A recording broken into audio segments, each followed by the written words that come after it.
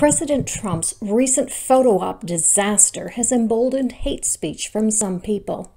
A personal troll of mine, following that stunt, started posting tweets about when the Christians take over. He got no attention, which caused him to escalate until he started making threats against the LGBT community.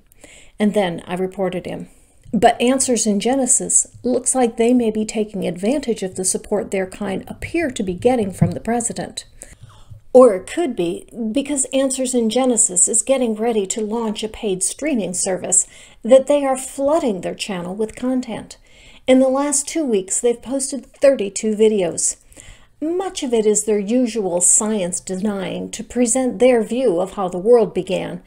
But when I saw that one of the videos has the same thumbnail as an article picture that they had on their Twitter, which was the basis of my response, "Granny blows a gasket," I wondered if the content was the same. Except that the video was an hour long, far longer than the article. I took a look, and here we are again. This time there is more study put into what they are saying, but it is so misconstrued that it all falls apart with just a little bit of fact-checking. If you want to see AIG research dissolve into bigotry, stick around.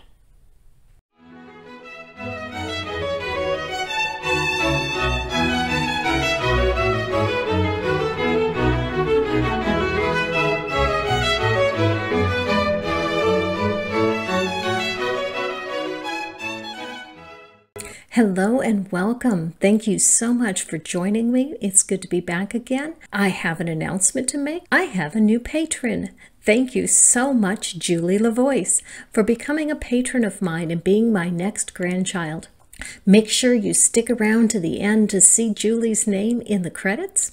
And thank you so much for your patronage. And I can't forget Abe and Helen Lowen, who have been with me for so long as well. If you're new to my channel, please subscribe and hit that bell so you'll be notified of future content. Now, on to today's video. I'm responding to a long video, so I won't do all of it. I'm going to start by picking apart the terminology. First, I'll let Avery introduce herself. Note her education. It will come up later. I'm Avery Foley. I am one of the writers and speakers here at Answers in Genesis. You can find a lot of my writing on our website, answersingenesis.org. For my background, my education background, I have a Master's of Arts in Theological Studies from Liberty Baptist Theological Seminary. So my topic today is gender, sexuality, and identity. So thinking this whole issue of that's blown up in our culture today about particularly the issue of gender and our sexuality. Do we have the ability or the right for a man to become a woman or a woman to become a man, and all these different issues that our culture is dealing with today? What is the biblical perspective on these issues?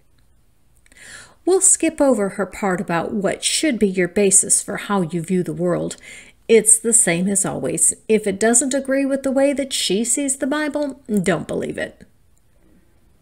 So that's what we're going to look at today. We're going to look at the T in LGBT. That T, of course, stands for transgender. That's a huge issue in our culture today, the whole vocabulary that surrounds it. So we're going to kind of explore what that transgender to our culture today, what that means before we look at what Scripture says. We want to understand what the culture means by that. So first we have to understand that this issue isn't just about people transitioning male to female, female to male. Of course, that's part of the issue, but that's not the full issue. That's just a part of it. The real issue that we're dealing with here is this idea that gender is on a spectrum. Here is a pictorial representation of this idea that gender is on the spectrum. So this is kind of a popular idea where you have this spectrum where you've got male and female on the two different sides here, and any individual can fall anywhere on that spectrum. Maybe they lean more toward male, maybe they lean more toward female, maybe they are somewhere in the middle, and that can change with each individual depending on the stage of their life, depending really on the day. So it's really this idea that gender is on a spectrum and is very fluid. It can change as your opinion, your feelings change on the issue. And this has given rise to an entirely new vocabulary that we use to talk about this issue. And this one particular site that deals with these different transgender issues from a very positive, affirming standpoint has this one article on their website that talks about, it's a comprehensive, a little asterisk because they're constantly adding to it because the vocabulary just keeps expanding more and more and more.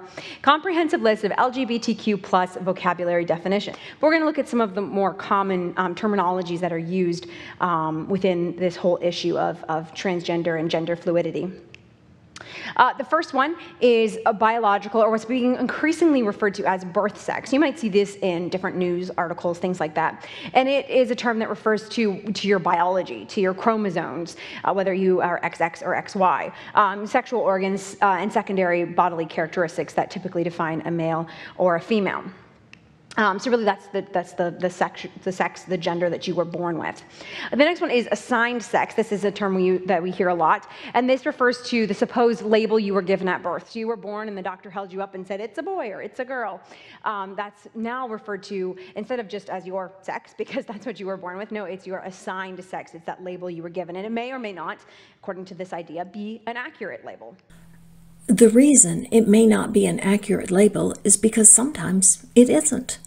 The label is given by a nurse, midwife, or a doctor, usually from a cursory glance between the baby's legs. Most of the time, this is sufficient, but not always. In the case of 46XX testicular disorder, male external genitalia develop on a baby with XX, or female chromosomes, which occurs in 1 out of 80,000 births. In Swyer syndrome, a baby is born with female genitalia but has XY or male chromosomes. This occurs in 1 in 20,000 births. A human chimera has 2 sets of chromosomes. As you heard Jen say if you watched Granny Blows a Gasket, she is a human chimera. She has both XX and XY DNA. She has the genetics of both male and female. Clearly, the statement that there are only 2 sexes is untrue. Physiology doesn't always agree with genetics. It should be no surprise, then, that brain development can occur in opposition to one's genetics or physiology. Because we already know and can prove that assigned sex can be erroneous based on genetics and physiology, it should be no great leap seeing that assigned sex can be erroneous based on brain development. Because we know assigned sex can be erroneous, there should be no opposition to changing it when it is in error. Whether that error occurred because of genetics, physiology, or brain development shouldn't matter. I've asked Robin, a transgender man, and my son, to help me with these definitions. Robin? Welcome, Robin, and thank you for helping me out with this video. For any of my viewers who don't know Robin, Robin, why don't you tell them a little bit about yourself? Wrong hand. I'm Robin, Godless Granny's son. I've not really much to say about me. I'm not really a content creator. I just say half-baked hot takes about Transformers on Twitter. Okay, very good. And you are currently a student at Auburn University, and tell them what you're studying. Oh, yeah, I'm a psych major, but first-year psych major, so don't know anything yet. Do you run into problems with people telling you that you're not a man because that's not your assigned sex? I mean, yeah, any trans person would. I mean, I personally haven't yet, but I've been trans for like, what, 2 months? Okay, I get that. I have more problems with people telling me I wasn't the sex I was assigned at birth. That's how it influenced me. That's interesting. I was not aware of that. I mentioned it on Jen's stream the other night that I got called a man a lot as a kid. You know that? Yeah, but you enjoyed that. I mean, it made me uncomfortable just because of the way they were using it. It's not exactly just because I felt like I wanted to be a guy didn't mean I wanted a bunch of boys following me around going, "You're a man. You like manly things. You suck." I see. It's the way they said it. Terms here. Gender bending. This refers to people who are bending cultural norms by either androgyny, which is where you using clothing, hairstyles, makeup, that kind of thing, you obscure your actual gender, and people look at you and they can't really tell, are you a man, are you a woman? So bending cultural norms by androgyny or cross-dressing, a man wearing women's clothing or a woman purposely wearing man's clothing. Gender bending, cross-dressing, or bending cultural norms. Is this the same as being transgender?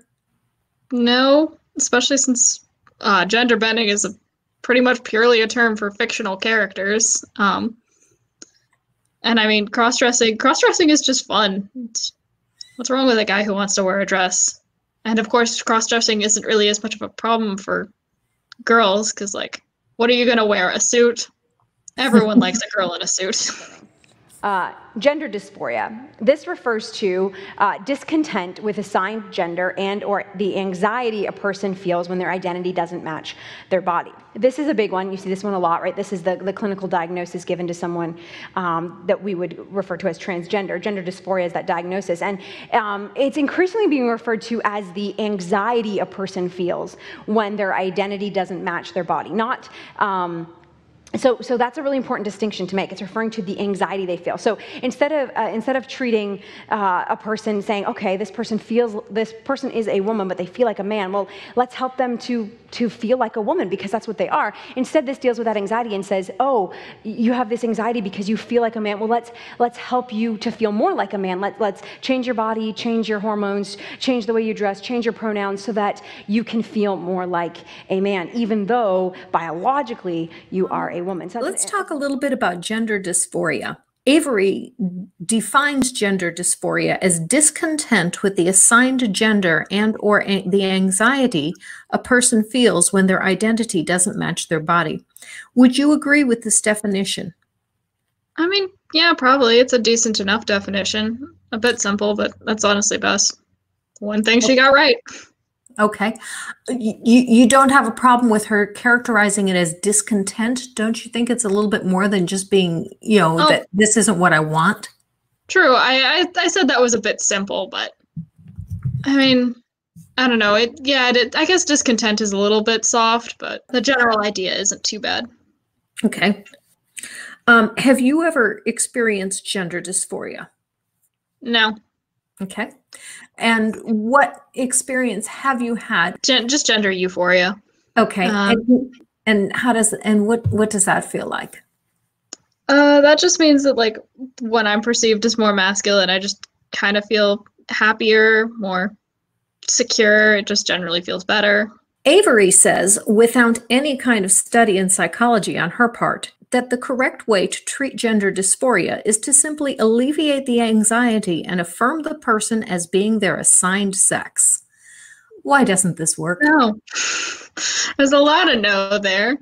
Mostly because affirming, that's just basically forcing it on them. So just one, that it leads to much more anxiety, as I've heard from my trans friend whose parents don't accept him, and it's just like, you are a woman who does womanly things, you good woman, and that why would that help in any way? That just make anyone uncomfortable. If you try your hardest to refer to someone by a gender that makes them uncomfortable, that'd feel bad for anyone.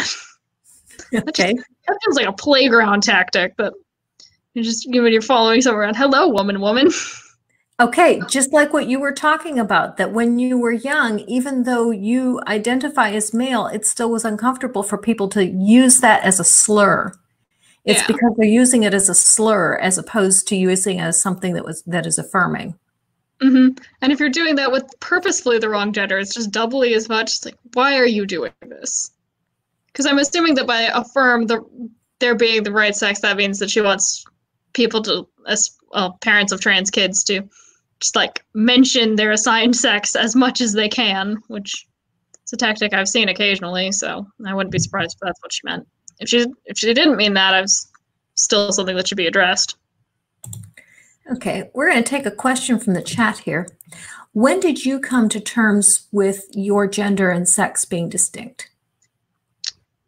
Oh, that was a long time before I realized I was trans. I don't know, I guess when I first realized what being transgender meant is when I realized, oh, these are two distinct things. Okay. I always kind of knew that my gender and sex didn't completely align. I just wasn't sure how much they didn't align. Okay. Druid Lover asks, is it appropriate for a cis person to ask a person how they identify, or should we wait until told? It is completely appropriate to ask. I feel it's generally best to ask anyone because, of course, a lot of trans people can't transition or just don't really want to, and so they generally look a different way. I remember, this one girl I met, she was so nice. I met her at a band camp, and she was really tall and incredibly masculine looking. And she said it first, but I definitely would have asked. It's completely fine to ask because, yeah, you can't always tell by just looking, and it's always appropriate to ask because even if someone is cis, it can be hard to tell, and I don't know, everyone's experienced that awkwardness if you're at a grocery store and someone's just like, excuse me, ma'am, and you're not a ma'am, and it's just, no. Avery says that biologically trans women are men and trans men are women.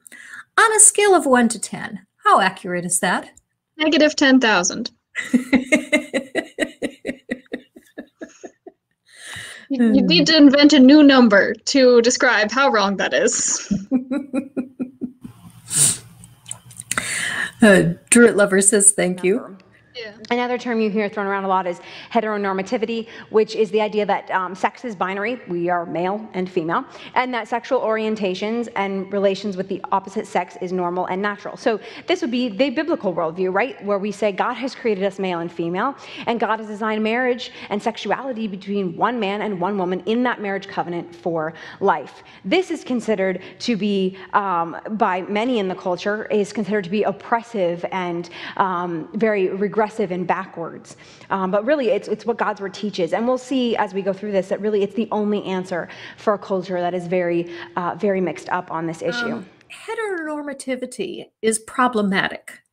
Why is that? Because it makes everyone assume that everyone is the same as them. And I mean, and also representation has always been a problem for people because it's so much more affirming when you see people or see characters in TV or in books, and they're like you, because you can relate to them more, and it's always just a better thing to have more diverse representation. And of course, you can't represent everyone in every show, but it's always nice to try to be at least as diverse as you can, so that everyone can at least find something. Okay. The last one here is sex reassignment, or what's increasingly being called sex confirmation surgery, which is where someone has surgical procedures to modify a perfectly healthy body in order to match their perceived notions of gender. People are often referring to this as sex confirmation surgery, which kind of gives the idea that this is just making your body match your identity, so it's confirming what you as a person already know to be true, instead of sex reassignment, which gives sort of a different nuance, saying we're reassigning your body to match this perceived identity. So there's kind of a slight nuance difference there, and I don't think that we should use a phrase like sex confirmation surgery. We shouldn't use those kind of phrases because they don't teach biblical truth. Avery says that we shouldn't use the term sex confirmation surgery because it doesn't teach biblical truth. What is your reaction to that statement? I mean, she can call it whatever she wants. It feels like she's arguing against the term.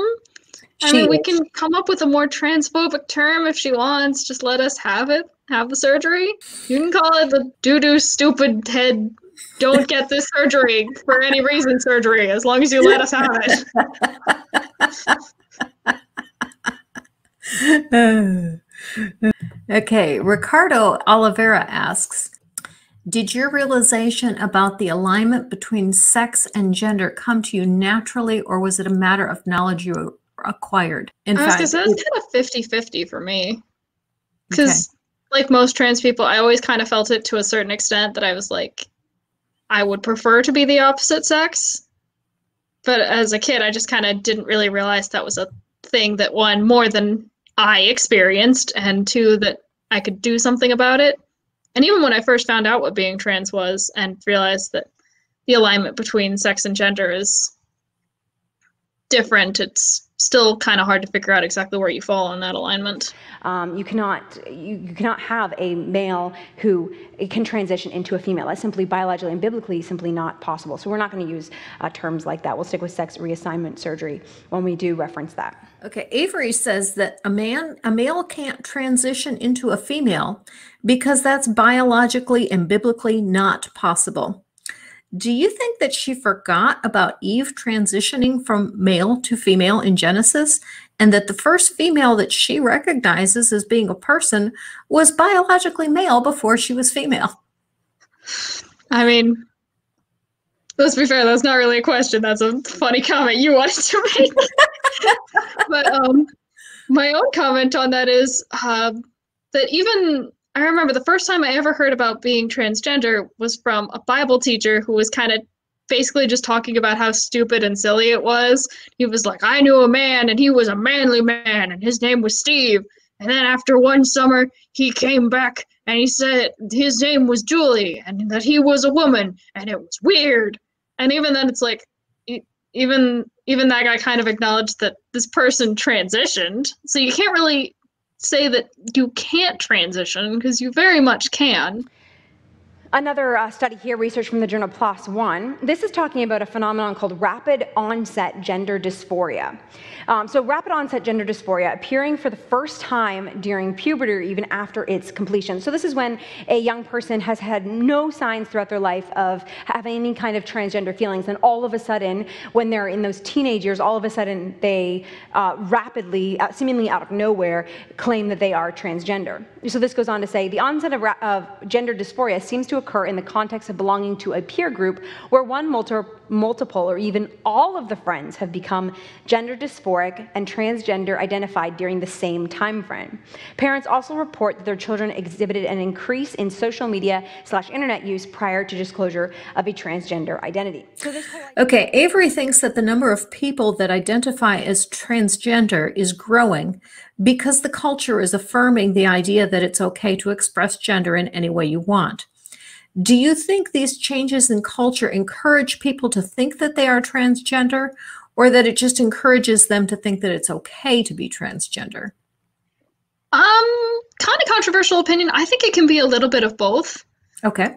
Just to a certain extent, mostly because I feel like there's a lot of people, since gender is a spectrum, and most of the people that would realize they were trans before it was culturally accepted would be people who are on the very far end of the spectrum. And for people like me who are honestly kind of midway and just kind of leaning, I never would have really figured it out. I would have just continued saying, I'd give anything to be a guy, but I guess I'm not, so life sucks. Okay. Okay. So I think it does to a certain extent in that it encourages those who are in the middle when it comes to gender, but for those on the extremes, no. Okay. People with extreme dysphoria are always going to feel that. Okay. She addresses rapid onset gender dysphoria. Do you think, as she implies, that some people say that they are transgender because of wanting to be like peers that have expressed such feelings, or is it more likely that the dysphoria was brought on by puberty? Yeah, of course, puberty hormones, all that awful stuff. Yeah. Nobody likes it. It should not be something hard to understand that being transgender is something that would come out at puberty, because that's when any kind of sexual feelings start coming out. Mm-hmm. Or in my case, a lack thereof. In the middle. 60% of the transgender, gender nonconforming youth reported long-term mental health problems, and this compares to just 17% of the general population, so a much larger percentage of those who would identify as transgender, gender nonconforming, who are in these grades 9 and 10, report that they have mental health issues as compared to just the general population. Avery points to statistics that 60% of transgender nonconforming youth have long-term mental health problems, as opposed to 17% of the general population. Why do you think this is, or do you think her numbers are off? I mean, mostly because dysphoria itself is a mental illness, so of course they do. Okay. So yeah, that's generally problems with dysphoria and many other things. Of course, I also think that to a certain extent, trans people might be more likely to be diagnosed with other mental illnesses, mostly because when you're trans, you probably need more counseling for that. And so everyone to a certain extent has mental illnesses, in my opinion. It's just whether you feel bad enough about them to get diagnosed or not. Okay. Okay, we have a question from the chat. Druid Lover says, my niece confided in me her identity, pansexual, and identifies as they, them, and her preferred name, as long as I don't say it around her parents. How else can I support them? I mean, you're already on the right track, just affirming their identity and using their preferred name and pronouns when not around their parents. That's honestly most of what you can do in that regard. And of course, ask questions if you have them. Questions are great. Of course, I can't speak for everyone, but I definitely like getting questions. It makes me feel more like you're trying to learn, you're trying to understand, rather than you're just kind of trying to ignore it. Okay, and we have a question from Hans Hanso, who asks, do you have a transmedia idol? Do you hate problematic portrayal in an already heteronormative white media? Do I have a trans idol? Does Matt count? My best friend is, though I guess he's not a media idol.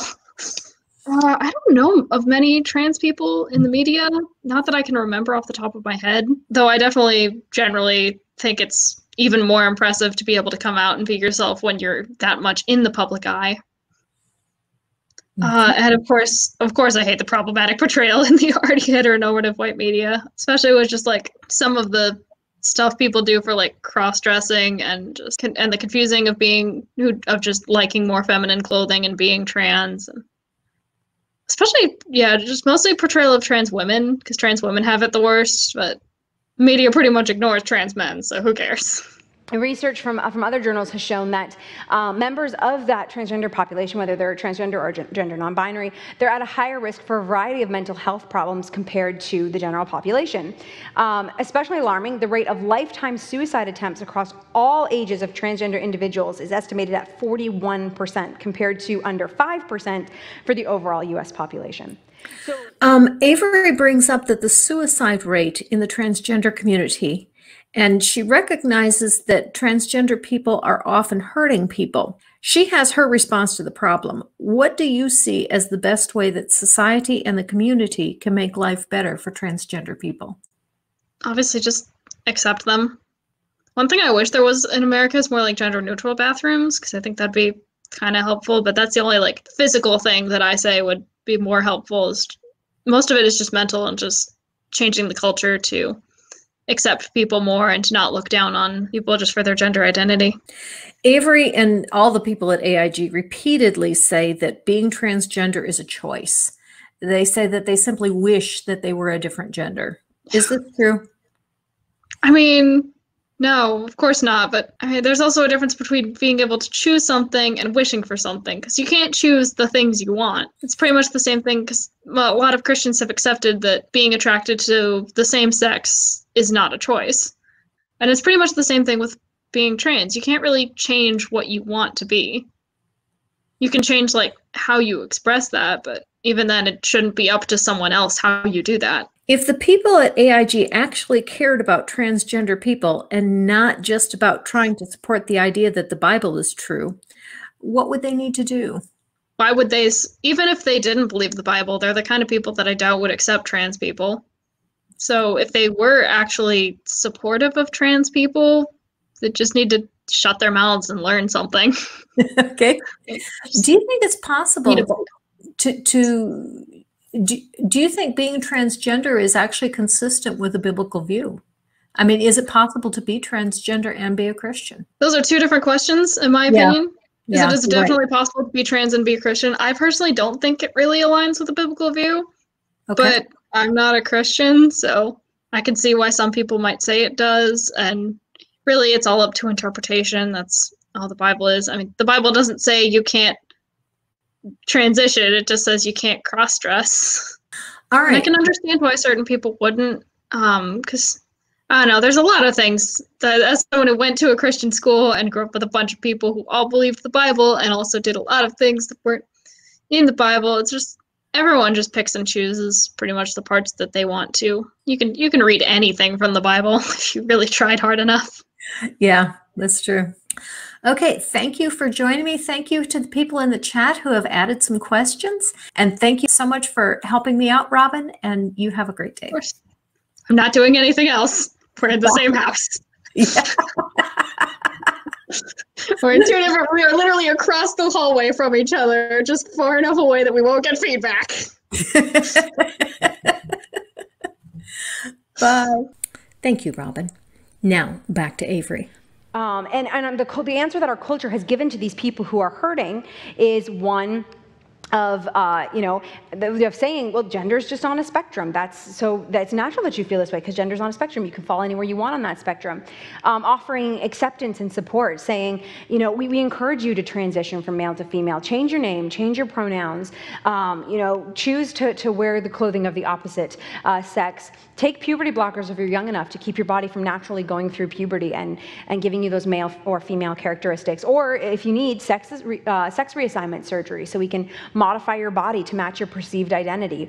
When people do research on this issue and they dare to sort of question the narrative that's very, the widespread mainstream narrative, they find that they're being harassed over their research, or they're not allowed to publish it, or their proposals are being turned down. They're not getting the funding they need to do these studies. So there's quite a skew within research even to only towards this affirming approach and not really towards looking into, is this really helping people or is this potentially harming people? Dr. Paul McHugh, of Johns Hopkins University, Johns Hopkins was one of the first universities to start doing these surgeries back in, I believe, the 70s. And he talks about how 70 to 80% of children with transgender feelings spontaneously lose them over time. So often this is not something that is a lifelong thing. It's just for a period of time. They found that according to Jesse Singal, a social science and social justice author, part of the problem is that some people don't accept the desistance findings at all.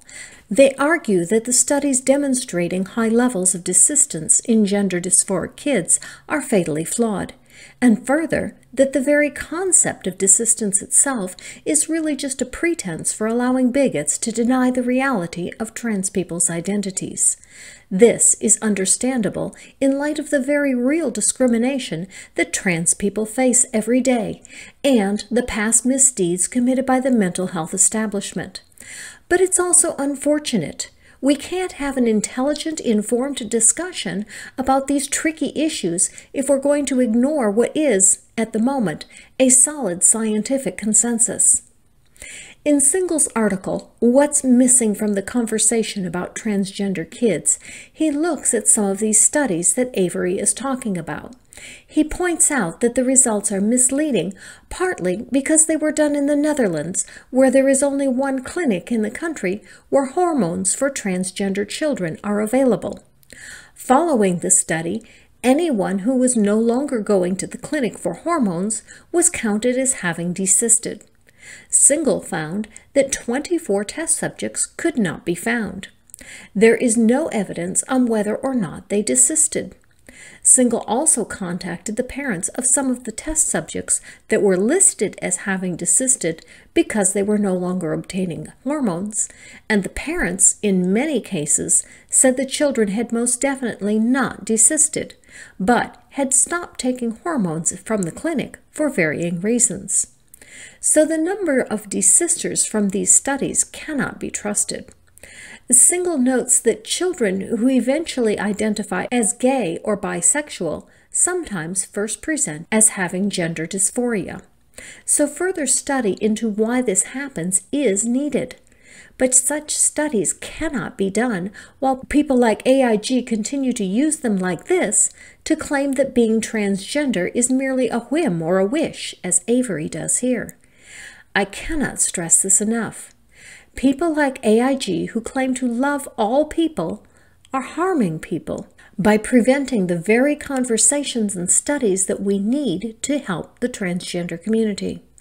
Denying that gender dysphoria is real and causes serious, even life-threatening problems is harmful.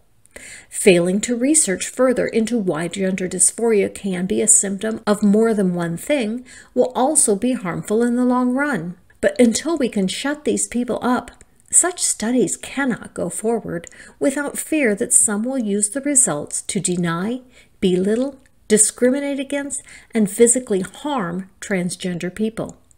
So yes, Avery, there is pressure to avoid these studies and away from publishing these results, but not for the reasons you say.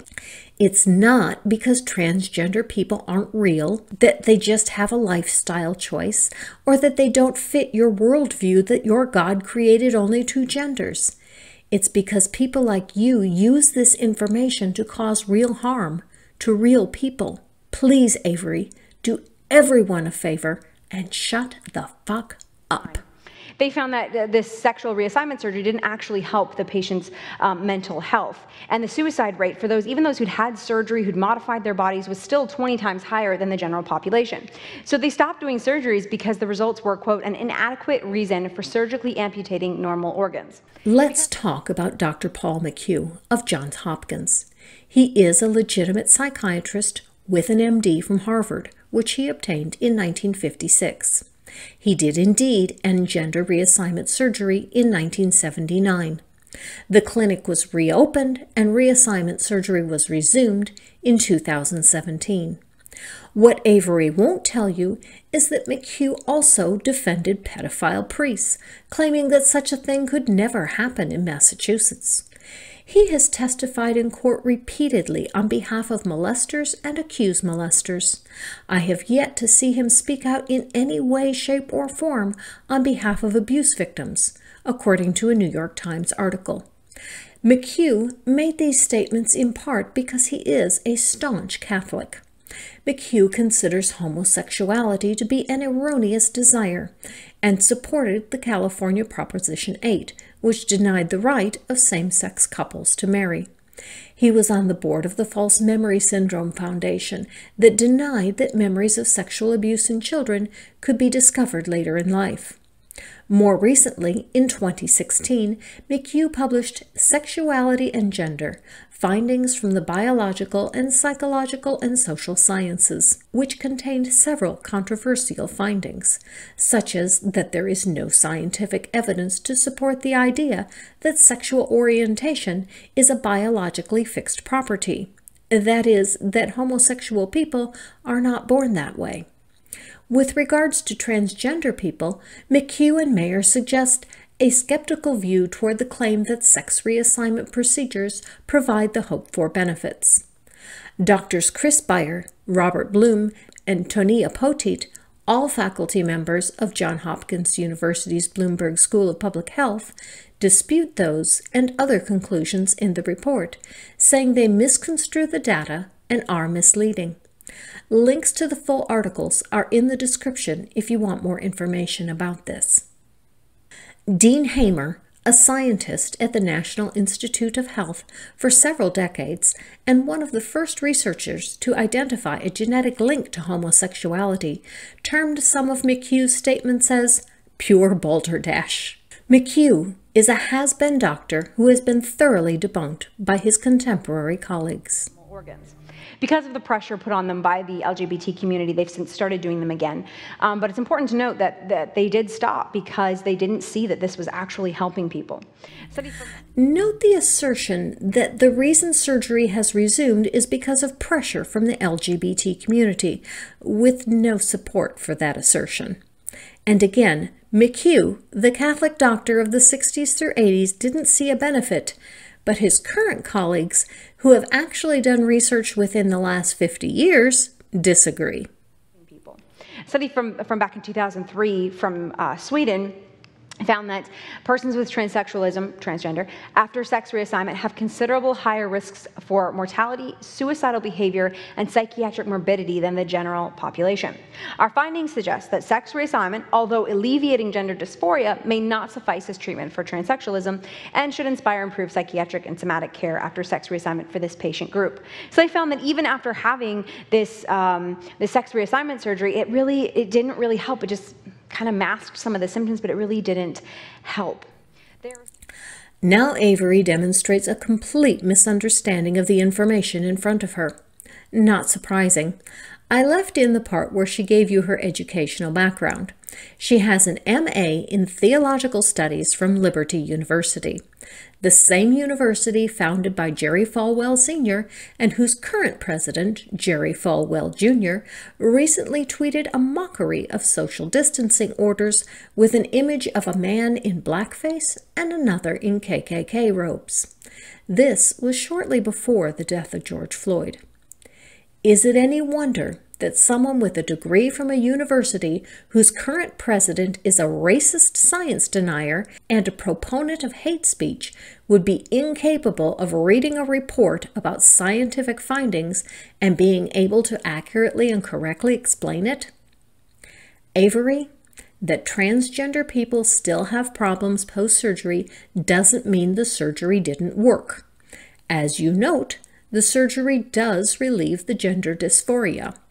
What the surgery doesn't do is stop people like you from continually berating and belittling them. It doesn't stop you from pushing a Bible in their face and saying that you have all the real answers. The surgery that we really need is an AIG-ectomy. We need to cut your message from every platform. We need every possible voice telling you that you are wrong. You are not helping. You are hurting people. You have completely lost the battle against same-sex couples, so now you are targeting a smaller and more vulnerable population segment. I sometimes feel like I talk too much about one topic. I would like to talk about other things as well, but this is too important, and AIG keeps hammering away. They post the same articles on Twitter over and over.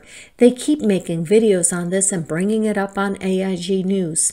So if they are going to pitbull this issue, then I will too. Face it, AIG, you are losing. Christianity is declining because people like you keep misrepresenting the facts, and the younger generation can simply see through your lies with Google searches. You want people to eat up what you spoon-feed them, but we won't have it. You are certainly welcome to believe whatever you want about your religion, but don't think that belief in your Bible is going to fix the world. Christianity was the dominant religion for 2 millennia, and it didn't happen. Your God hasn't done anything to fix the world in the last 6,000 years. I picked 6,000 because that's how old they say the world is. Whatever makes you think that something's going to start now? What's that? You say that he sent Jesus to fix everything 2,000 years ago? It doesn't look like it worked. I know you say that Jesus is coming back to finish the job that he started, and he's coming back soon, but... Jesus, I thought you said you were coming quickly. Yeah? So? So, it's been 2,000 years. I'd hardly call that quick. Jeffrey, look, I'm not exactly anxious to go back down there. Remember how they tortured me last time? Oh, you don't have to worry about that anymore. Just go to some first world country like America, where there's a lot of Christians, and they, don't really approve of torture. Really? You think now's the time, huh? Another thing, doesn't your Bible say something about removing the log from your own eye before trying to remove the mote from the eye of your neighbor? When you fix the problems of sexual abuse inside your churches, racism and hatred in your churches, inequality of women in your churches, greed and corruption of pastors inside your churches, then I might think that you have something worth listening to. But until then, to your Bible's answers to transgender issues, I say... Say what? No, no, no! No! God, please, no! No! And I keep saying no, no, no. No, no, no. No, no, no. No, no, no. No, no, no. No, no, no. No, no, no. No, no, no. No, no, no. No, no, no. No, no, no. No, no, no. No, no, no. No, no, no. No, no. Simon? Good night. This is only 20 minutes into a 1-hour video, but the rest is a lengthy Bible study and a video of one person's experience. It doesn't add anything to the conversation that hasn't already been addressed, so I'll stop here. Until next time, stand up for the oppressed wherever you see them and live your life.